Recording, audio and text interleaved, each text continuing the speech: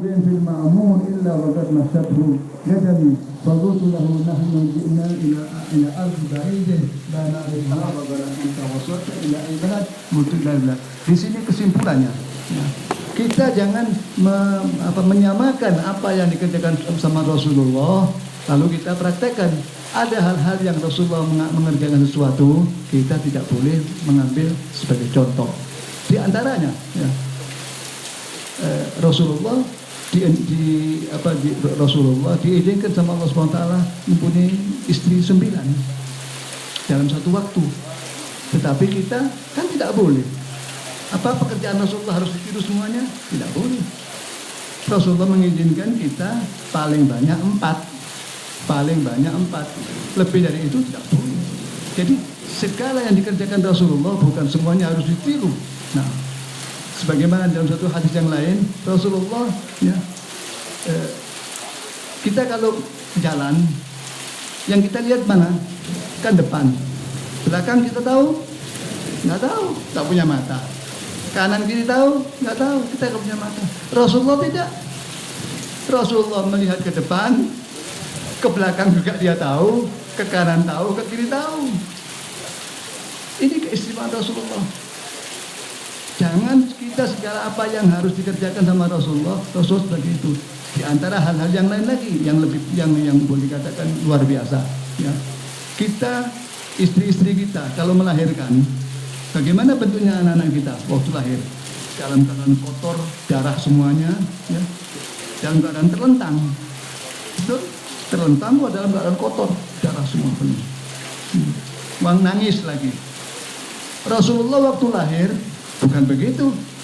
Rasulullah waktu lahir dia dalam keadaan tengkurap, sujud sama Allah, dalam keadaan bersih. Di samping itu Rasulullah sudah sunatan. Siapa yang sunat? Mana? Allah SWT. Jadi segala apa yang telah dikerjakan sama Rasulullah bukan kita harus meniru, tidak. Yang diizinkan boleh, tapi yang tidak diizinkan tidak boleh. Nah, hal-hal yang demikian ini, malahan saya tempoh hari pernah sekali ke satu pondok kiai, ya, orangnya lillahi ta'ala. Waktu saya bilang, Masya Allah kiai, inti punya pondok ini luar biasa. Anak dengar katanya ini, Masya Allah, sering kawin. Alhamdulillah Habib, anak seperti Rasulullah. Anak bayangin, maksud ini seperti Rasulullah bagaimana? Anak punya istri 9. La haula wala quwata illa billah. Ente punya dalil apa? Ente punya istri 9 itu. Rasulullah kan bilang, matna wa thulatha wa ruba'. 2 atau 2, 3 tambah 4, 9. Bukan itu yang dimaksud. Artinya di sini kata Rasulullah, ente boleh kawin 2, ente boleh kawin 3, ente boleh kawin 4, bukan ditambah. Loh, jadi sekarang bagaimana? Ya orang kata nggak ngerti ya. Saya bilang begini, ente kan punya istri 9, istri ente yang 5 ente cerai, tinggal 4 saja, ya. Tapi dengan catatan yang ente cerai harus ente kasih hak mereka. Jangan sampai mereka merasa tahu masalahnya begini-begini sehingga indikasi haknya mereka masing-masing. Oh begitu ya. Ya alhamdulillah, terima kasih. Nah, di sini banyak hal-hal yang orang tidak mengerti. Nah, ini hal-hal yang begini ini perlu kita selidiki. Rasulullah diutus oleh Allah SWT. Sampai-sampai saya mengatakan kalau sekarang kita bangga dengan astronot yang naik ke bulan itu. Rasulullah 1400 tahun yang lalu itu di atas itu ila sidratil muntaha. Yang malaikat yang membawa Rasulullah Jibril pada waktu itu sudah sampai kata Jibril apa?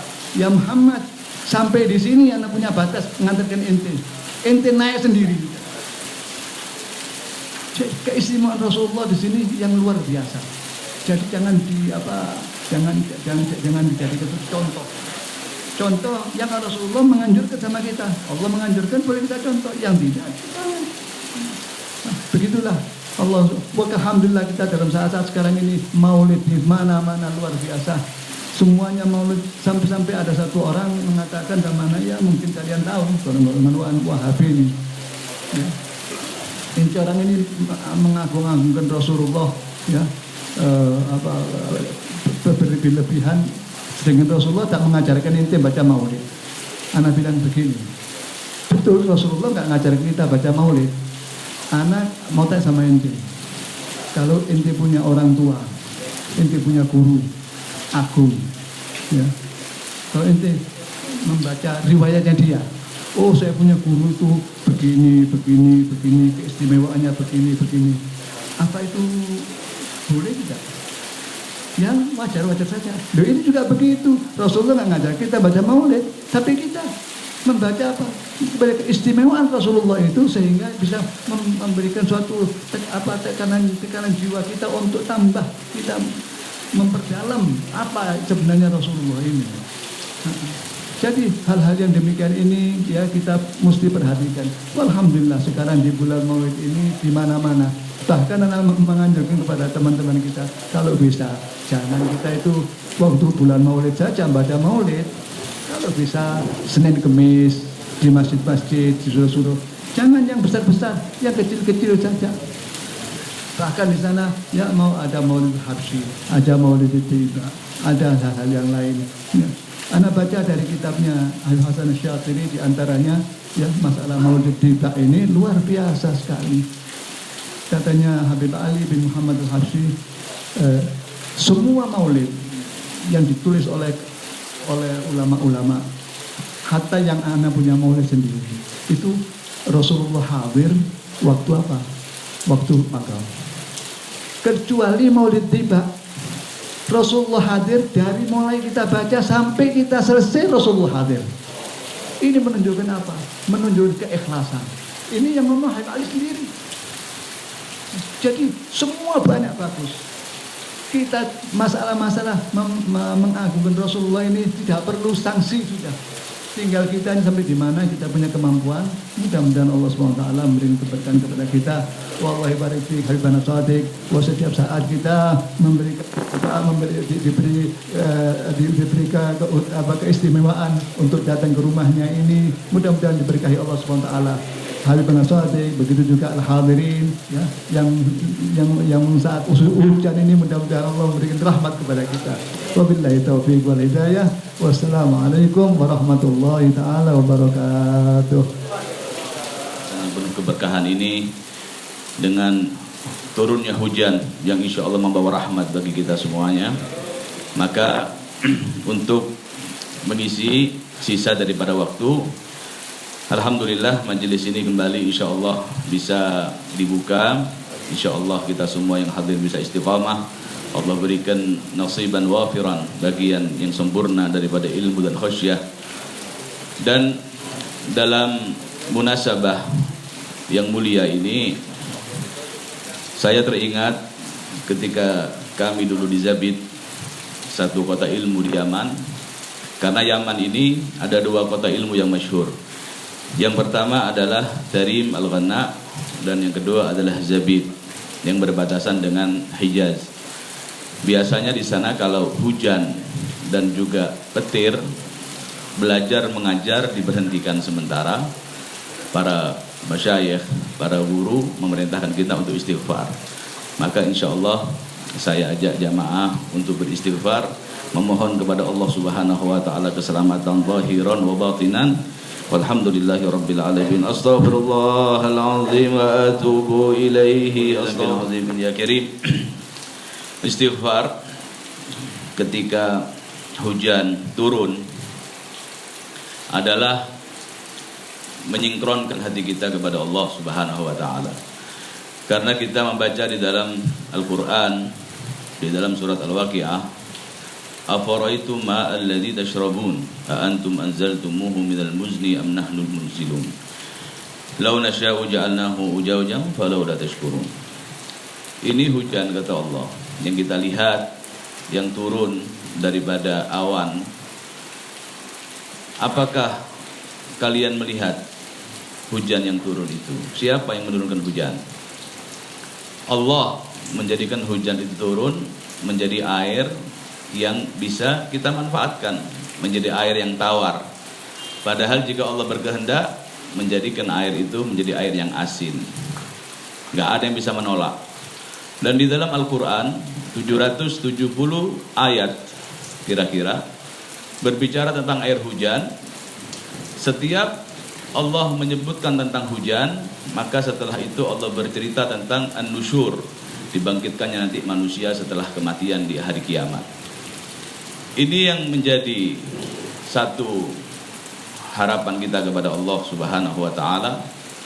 Ketika hujan turun, bukan hujan itu sebagaimana dikatakan oleh sebagian manusia adalah awan menyerap daripada air laut, kemudian bergerak ke arah, kemudian jika sudah penuh, kemudian akan turun hujan.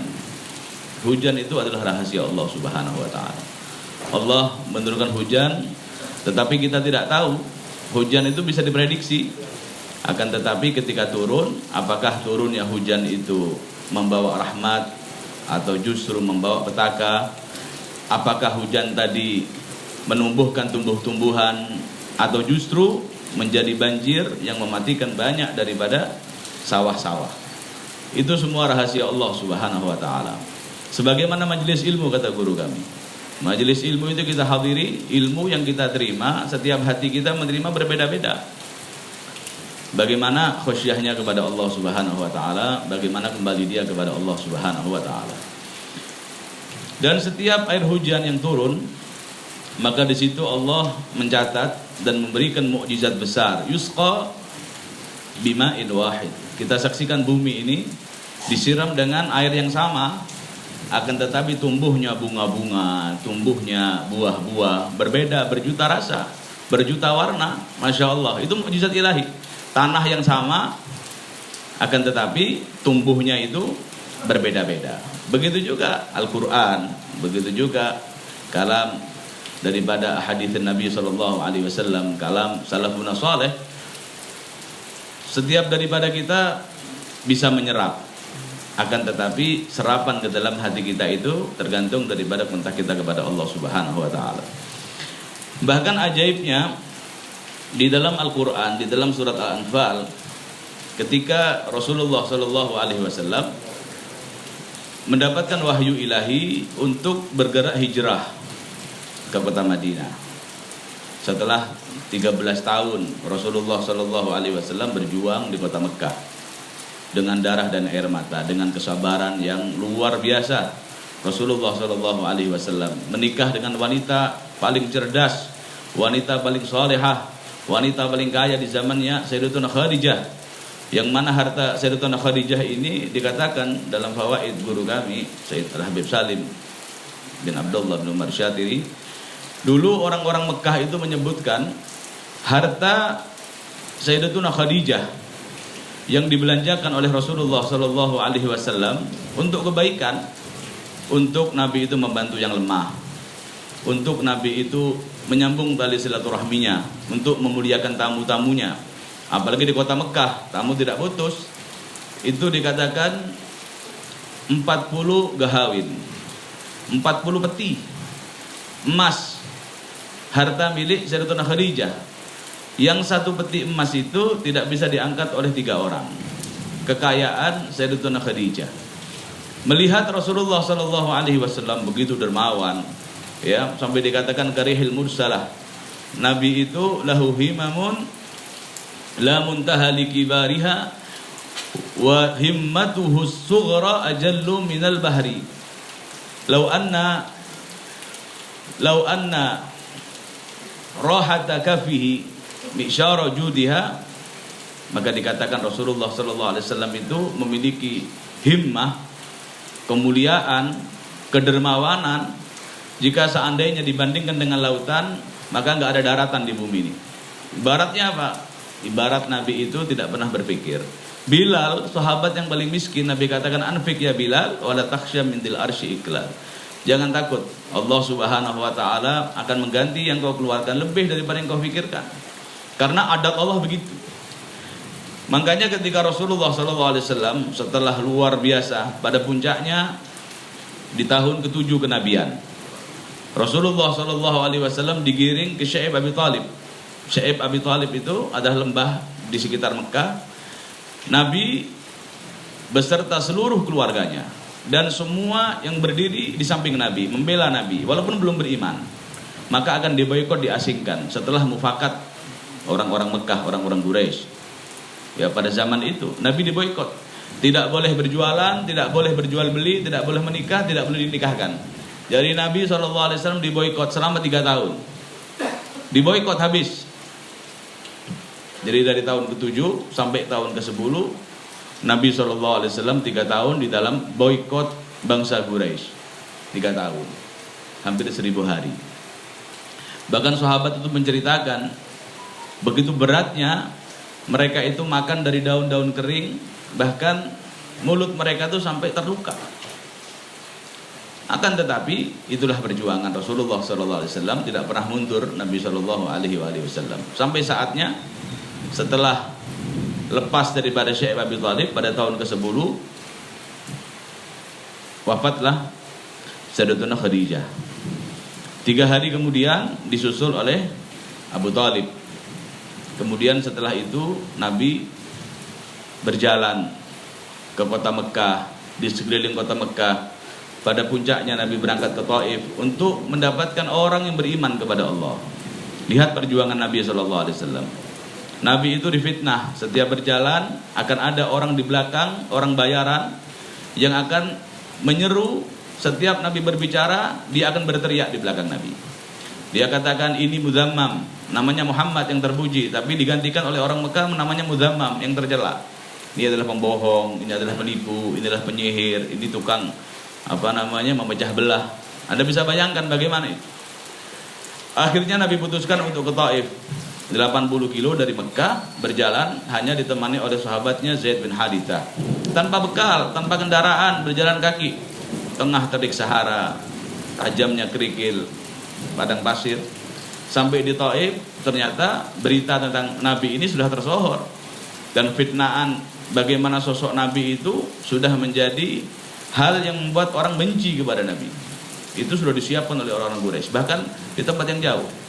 Sampai di situ ternyata Nabi dilempari batu, dihujani dengan batu. Sampai Nabi itu pingsan, baru tersadar di Qadrul Manazil. Qadrul Manazil itu kira-kira 5 kilo. Sampai di situ Rasulullah SAW siuman, berdarah Rasulullah SAW. Dan Zaid bin Harithah kondisinya udah Anda bisa bayangkan sendiri, tameng hidup. Setiap lemparan batu itu budak-budak dibariskan di kanan kiri. Begitu Nabi masuk ke Taif, mereka langsung melempari Nabi SAW. Zaid itu bergerak ke kanan, ke kiri, ke belakang, ke depan untuk menjadi tameng hidup Nabi SAW. Akhirnya di Qadrul Manazil itulah Allah Subhanahu wa taala mendengar jeritan, kemarahan malaikat yang melihat bagaimana nabinya diperlakukan oleh manusia. Padahal Nabi tidak pernah meminta apapun kepada mereka, gak pernah meminta harta mereka, bahkan harta Nabi yang diberikan kepada mereka. As-Shadiqul Amin. Bahkan di dalam Al-Quran, wa innahum la yukadzibunak walakinnadh dhalimina bi ayatillahi yajhadun. Allah Subhanahu wa taala dinginkan hati Nabi. Wahai Muhammad, sesungguhnya manusia itu tidak membohongkan engkau sebagai manusia terhormat. Engkau manusia terhormat. Engkau as-shadiqul amin. Engkau manusia yang jujur, memegang amanat. Walakinadz zalimina bi ayatillahi yajhadun. Tetapi orang-orang zalim itu bermusuhan dengan aku, kata Allah. Kata guru kami, kenapa orang-orang Mekah itu begitu benci kepada Nabi dan menolak agama Islam? Begitu marahnya mereka diajak bertauhid. Karena ternyata berhala-berhala yang ada di sekitar Ka'bah yang jumlahnya 360, dan ada berhala 2 di antara Safa dan Marwah, yang di Safa bernama Isab, yang di Marwah bernama Nail. Itu berhala-berhala itu kemudian di luar Mekah, berhala-berhala tadi itu dimiliki oleh tiap-tiap suku. Jadi masing-masing suku itu punya berhala sendiri. Jadi seluruh orang-orang Arab dari seantero negeri itu sudah punya manifest nama-nama berhala. Mereka kalau punya hajat tinggal tawasul ke berhala mana, nanti upetinya diberikan kepada kabilah yang bersangkutan. Jadi berhala itu bukan cuma sesembahan, tetapi ladang bisnis. Itu masalahnya. Jadi begitu Nabi SAW mengajak kepada tauhid, dikumpulkan ini orang-orang Quraisy seluruhnya di bawah sofa. Dikumpulkan, lihat kecerdasan Nabi SAW, menggiring mereka. Dikatakan, ya ma'syara Quraisy, man ana fikum? Siapa saya menurut kalian? Saya ini siapa? Dia bilang, anta Muhammad, engkau anak orang termulia di antara kami, nasabmu tidak kami ragukan. Dipujilah Rasulullah SAW sebagai as-sadiqul amin. Kemudian Nabi mengatakan, lau akhbartukum bi anna jaishan wara al-wadi sayaghiru alaikum hal kuntum musaddiqiyya. Kalau saya sekarang ini akan memberikan informasi, itu di belakang gunung sana sudah berkumpul pasukan-pasukan yang siap menyerbu kota Mekah. Gak ada tanda-tanda pergerakan pasukan, gak ada tanda-tanda akan ada serangan, tetapi Nabi katakan seandainya saya sekarang berikan informasi, di belakang gunung ada tentara berjumlah besar akan menyerbu kota Mekah, apakah kalian percaya? Maka mereka mengatakan, na'am sadaqna ma jarrabna 'alaika kadziban qat. Ya, saya percaya, kami percaya, kami sekarang bersiap. Karena kami tidak pernah melihat engkau berbohong. Walaupun dalam bergurau, Nabi tidak pernah berbohong. Kemudian Nabi SAW mengatakan, inni ana rasuli rabbil alamin baina yaday adzabin syadid. Maka Nabi katakan, saya adalah utusan Allah Subhanahu wa ta'ala. Logikanya, kalau saya ini gak mungkin berbohong untuk urusan duniawi kepada kalian selama di kota Mekah, bagaimana kalian bergaul kepada saya sampai umur 40 tahun. Orang umur 40 tahun itu masa matang. Udah, masa-masa muda, masa hura-hura itu lewat. Logikanya kan begitu. Begitu umur 40 tahun, ini umur kemapanan. Nabi katakan, seluruh umur saya yang di belakang ini saya gak pernah berbohong untuk urusan dunia. Apa iya di umur saya begini ini saya akan berbohong mengatasnamakan Tuhan lagi? Kalau berbohong atas nama manusia aja saya nggak mau, apalagi berbohong atas nama Tuhan, atas nama Allah Subhanahu wa ta'ala. Saya adalah utusan Allah Subhanahu wa ta'ala, dan di belakang ini adalah azab yang sangat pedih bagi mereka yang menolak. Yang pertama bangun dan murka adalah paman Nabi sendiri, Abu Lahab. Dia katakan, tabbat laka ya Muhammad sa'iral yaum, tabban laka ya Muhammad, celaka engkau ya Muhammad. Cuma untuk omong kosong ini kau kumpulkan kami di tempat ini. Menolak itu, sudah permusuhan di situ. Turunlah firman Allah Subhanahu wa ta'ala, tabbat yada abi lahabi wa tab, sudah. Dan itu mukjizat Al-Qur'an. Abu Lahab paman Nabi tidak bisa Islam sampai akhir umurnya. Dengan ayat itu Allah sudah mengunci Abu Lahab tidak bisa beriman kepada Allah dan Rasulnya. Celaka Abu Lahab dan istrinya juga. Setiap Nabi keluar rumah, maka akan disebar duri di depan pintu Nabi SAW. Dan pintu rumah Nabi itu dilepoti kotoran-kotoran tiap hari. Apalagi Nabi itu setiap malam tahajud. Tahu mereka, tiap malam menjelang akhirul lail, Nabi itu berangkat ke Ka'bah untuk sujud kepada Allah Subhanahu wa ta'ala. Jadi mereka sudah pasang itu duri. Bagaimana sabarnya Nabi SAW. Nabi katakan, ya Bani Abdiddar mahadal jiwar, wahai orang-orang Quraisy, bertetangga macam apa ini semacam ini. Itu 13 tahun Nabi berjuang, berupaya dengan semua yang Nabi SAW miliki. Dan ketika Nabi mendapatkan wahyu pertama kali Nabi mendapatkan wahyu, dan ajaibnya Nabi itu mendapatkan wahyu pertama kali pada malam Jumat pada tanggal 27 Ramadan. Rasulullah SAW ketika di Gua Hira. Gua Hira ini adalah goa, dan di situ ada celah. Celah itu menatap langsung ke Ka'bah. Dan Gua Hira ini sudah menjadi muta'abbad dari zaman Ibrahim dulu. Dari zaman Nabi Allah Ibrahim membangun Ka'bah dan Mekah sudah mulai diisi. Dan Nabi Allah Ismail di situ sampai kabilah-kabilah datang ke Mekah dan seterusnya. Gua Hira ini dijadikan tempat keramat untuk berkhulwat di situ. Rasulullah SAW sebelum turunnya wahyu 6 bulan sebelum itu, sebagaimana riwayat Imam Bukhari dari hadis Jabir, Rasulullah bercerita 6 bulan sebelum dilantik menjadi Rasul, Rasulullah itu sudah merasakan tarikan-tarikan gaib. Dari Nabi itu sudah mulai gak mau sudah berkumpul dengan manusia. Sudah ada tujuan yang lebih besar daripada itu. Ada apa di belakang alam semesta ini? Jadi Nabi itu berkholwat. Dan Siti Khadijah itu menyiapkan segala kebutuhan Nabi SAW. Kadang Nabi itu sampai 15 hari bertahannuts, bertafakur Rasulullah SAW. Dan Allah Subhanahu Wa Taala alihkan hati manusia untuk bergerak ke Hira itu. Dan Hira itu goa yang masyhur dulu. Tetapi nggak ada satupun datang ke situ. Itu dimulai 6 bulan sebelum Nabi Rasulullah SAW diutus menjadi Rasul. Dari bulan Rabiul Awal. Ini bulan Rabiul Awal ini bulan yang istimewa ini. Bulan ini adalah bulan kelahiran Nabi. Nabi lahir hari Senin, tanggal 12 Rabiul Awal, ala khilaf. Nabi ini mu'tamad Imam Nawawi dan para ulama-ulama yang masyhur. Hari Senin bertepatan dengan Fajar pada tanggal 12 Rabiul Awal. 50 hari persis setelah Abraha dihancurkan oleh Allah Subhanahu Wa Taala. Ini cerita luar biasa lagi tentang Abraha. Abraha itu dihancurkan oleh Allah di Wadi Muhassir antara Musdalifah dengan Mekah ke Ramyil Hajar. Jadi kalau orang dari Musdalifah itu ke arah Mekah, kira-kira 8 kilo lah. Mereka sudah buat kemah besar di situ. Dari Sana'a mereka bergerak dengan pasukan gajah yang luar biasa besar, dan setiap desa yang mereka sapu, mereka lewati oleh Abraha ini semua ditawan, dijadikan tameng juga untuk berangkat ke Mekah. Karena untuk menghancurkan Ka'bah. Banyak kabilah-kabilah Arab yang berusaha menghadang Abraha tapi kalah. Sampai akhirnya ada satu orang dari Taif bernama Abu Rughal, pengkhianat. Dia menunjukkan jalan ke Mekah kepada Abraha ini, penunjuk jalan ini. Namanya Abu Rughal.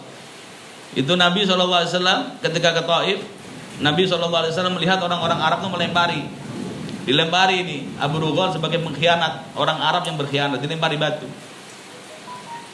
Maka Nabi katakan, itu makam Abu Rughal, coba dibongkar. Abu Rughal itu ketika mati dia membawa potongan emas yang disembunyikan. Ini buat badan udah hancur, badannya udah hancur. Itu emas masih ada kata Nabi. Dibongkar oleh sahabat, ditemukan emas, mukjizat lagi Rasulullah SAW.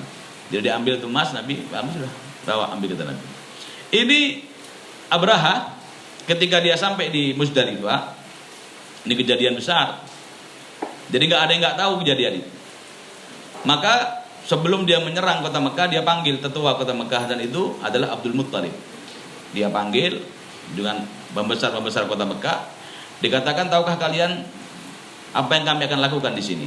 Dia bilang, alhamdulillah, wala ilaha illallah, wallahu akbar. Kami nggak tahu apa yang kau akan lakukan di sini. Dia bilang, saya akan menghancurkan Ka'bah dan akan membangun gereja besar di sana. Oh begitu, kata Abdul Muttalib. Ya kalau begitu, bukan urusan kami. Itu Ka'bah ada pemiliknya. Tetapi masalahnya pasukan kamu itu merampas onta-onta kami. Onta-onta kami gembala di sekitar Mekah itu dirampas oleh anak buahmu. Kembalikan onta-onta kami. Maka Abraha tertawa terbahak-bahak. Dia katakan, cuma begini orang tua kalian. Kita mau nyerbu rumah ibadahnya, kok dia bicara onta. Dia katakan, iya masalahnya onta-onta itu milik kami, sumber hidup kami. Kalau Ka'bah itu keyakinan kami ada yang punya, itu milik Allah Subhanahu Wa Taala. Biarlah Allah yang mengurus dengan caranya, untuk menghukum kalian dengan cara Allah Subhanahu Wa Taala. Akhirnya Abraha bicara, kembalikan onta-onta mereka. Akhirnya Abdul Muttalib memanggil semua orang-orang Mekah untuk bergerak ke sekitar Mekah, lembah, kosongkan Mekah. Kita akan saksikan apa yang terjadi. Gak ada ceritanya Mekah itu dijajah oleh siapapun. Sampai disebut Baitul Atiq. Al-Atiq itu yang bebas dari penjajahan. Gak ada satupun yang menjajah Mekah. Dan Mekah bukan sebagai tempat pemerintahan, gak ada. Bahkan Rasulullah menjadikan tempat pemerintahannya itu pusatnya di Madinah, bukan di Mekah. Dan seluruh khulafa ar-rasyidin setelah itu. Sampai detik ini Mekah itu dijadikan sebagai Baitul Atiq, tempat yang suci murni hanya untuk ibadah. Karena disebutkan Sultan wal Ghaibi. Kerajaan Allah itu kerajaan gaib. Allah Subhanahu wa taala menjaga. Wa man yurid fihi bil hadin nudzikhu min adzabin alim.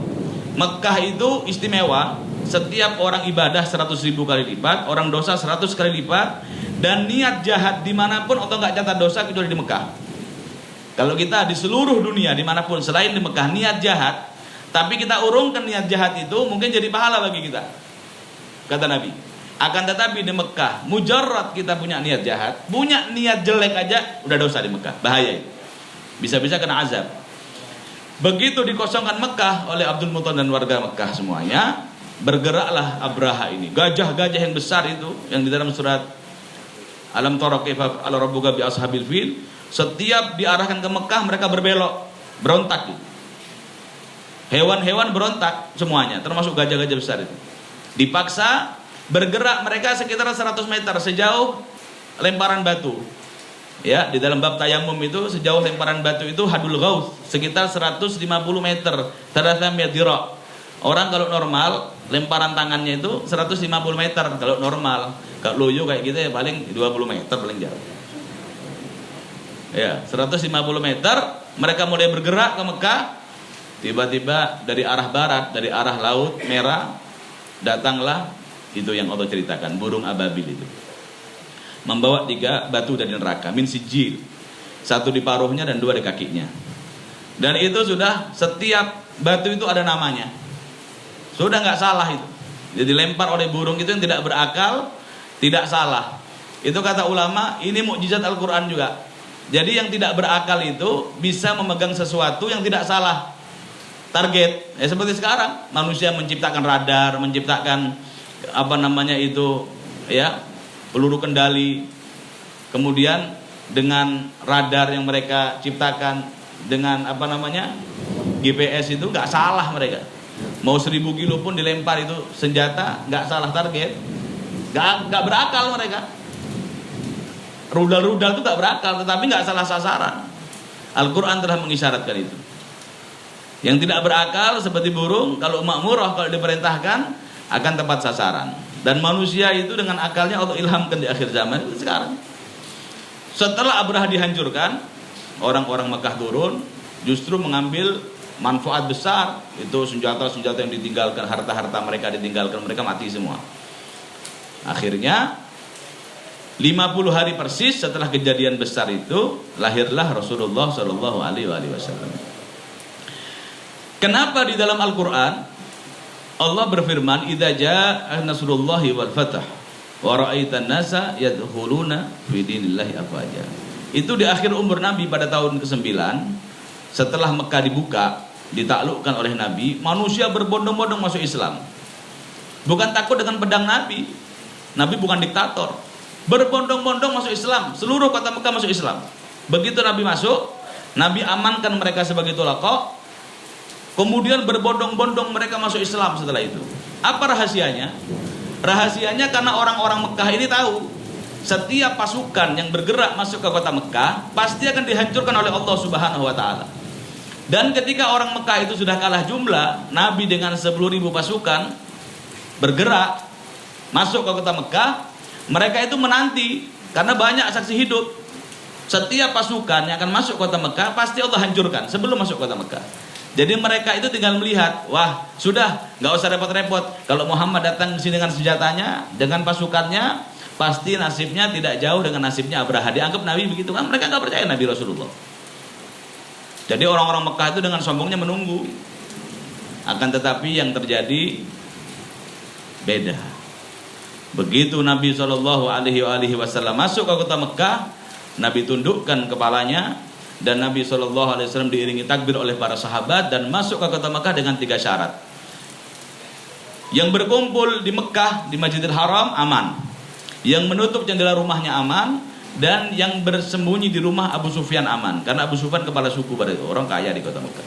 Nabi amankan dengan 3 syarat. Yang lain, yang berkeliaran, jangan salahkan jika ditebas kepalanya. Jadi sudah. Begitu Nabi masuk ke kota Mekah, masuk ke tengah-tengah kota Mekah, masuk ke Ka'bah, mereka terbelalak semua dan mengatakan, "Hada Rasulullah Rabbil Alamin." Ini adalah Rasulullah, enggak mungkin. Ini adalah Rasulullah. Kalau yang lain Allah hancurkan, tapi ini Allah muliakan. Disitulah rahasia mereka berbondong-bondong masuk ke dalam agama Allah Subhanahu wa taala.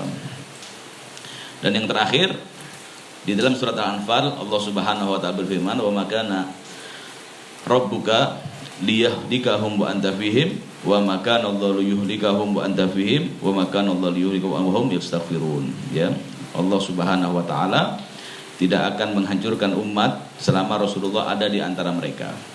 Jadi kata ulama, selama Rasul ada di antara kita, dengan apa? Dengan sunnahnya, dengan Al-Qur'annya yang Nabi berjuangkan, dan dengan para habaib yang ada di antara kita, insya Allah kita selamat. Wa makana rabbuka liyuhlikahum wa hum yastaghfirun. Dan yang kedua dengan istighfar. Sayyidina Ali itu ketika datang firman Allah ini, beliau ketakutan. Ya Rasulullah, biasanya kalau nabinya keluar daripada kota Mekah, jadi Imam Ali takut. Kalau Nabi sudah berangkat hijrah, ada perintah hijrah, jangan-jangan Mekah ini akan dihancurkan oleh Allah Subhanahu wa taala. Karena biasanya begitu. Kalau Allah sudah akan menghancurkan satu negeri, nabinya yang beriman disuruh keluar. Dan mereka berhadapan dengan amrullah, urusan Allah Subhanahu wa taala. Kemudian begitu turun firman Allah, "Wa makana Allah liyuhlikahum wa anta fihim wa makana Allahu liyuhlikahum wa hum yastaghfirun." Ya. Allah tidak akan mengazab mereka sementara mereka beristighfar. Maka kata Nabi, istighfar. Setelah saya keluar dari Mekah, maka Nabi wasiatkan yang ada masih di kota Mekah, Imam Ali bin Abi Thalib dan perempuan-perempuan termasuk putri-putri Nabi masih di kota Mekah, nanti menyusul hijrah ke Madinah. Nabi wasiatkan kepada mereka beristighfar. Oleh karena itu insya Allah istighfar kita menjadi sebab kita semuanya mendapat rahmat daripada Allah. Assalamualaikum warahmatullahi wabarakatuh.